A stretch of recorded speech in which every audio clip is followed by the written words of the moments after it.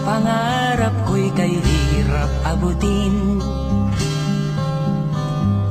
Dahil sa inyo, napunta ako sa aking nais marating. Nais ko kayong pasalamatan kahit man lamang isang awitin. Parang kailan lang halos ako ay magpalimos sa lansangan. Dahil sa inyo, ang aking tiyan at ang bulsa'y nagkalaman.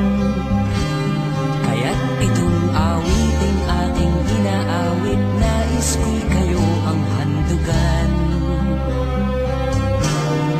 Tatanda at lilipas rin ako, ngunit mayroong awiting iiwanan sa inyong alaala. Dahil minsan tayo'y nagkasama.